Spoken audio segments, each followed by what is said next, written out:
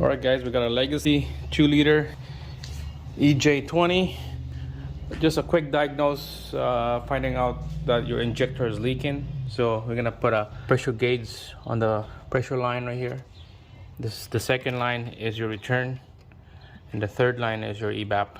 So we're concerned about this two right here. Alright, so the route of this fuel line from the tank to the pump, going here, it goes to the fuel rail underneath the intake. It goes delivered to the fuel injectors, and then will come out to the return all the extra fuel back to the tank.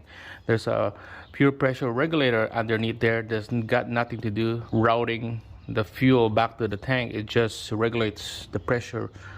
It depends on your intake manifold pressure. So this is a quick diagnosis of your fuel pressure is dropping or not. So we're gonna crimp the pressure side first, and then we'll pressurize the system. Take a look at the gauge.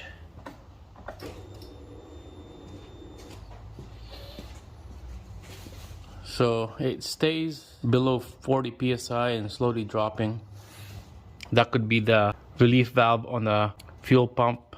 There's a relief valve there, so it's probably leaking slowly. It's not sealing properly.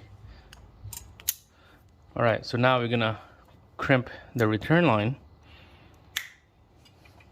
Watch the gauge.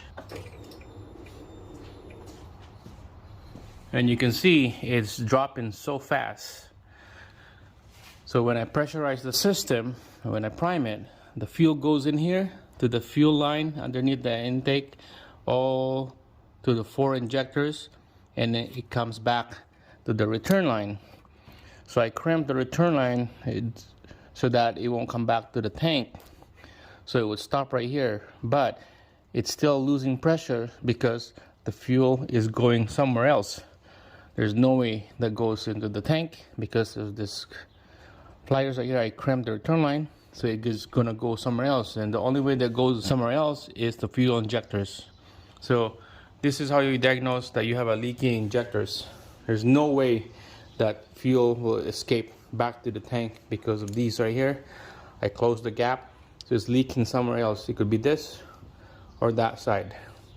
So we're gonna have to remove the fuel rail and injectors at this side. We're not gonna detach the line. We're gonna lift it up, and then we'll pressurize again. Let's see if we have drips coming out of the fuel injectors.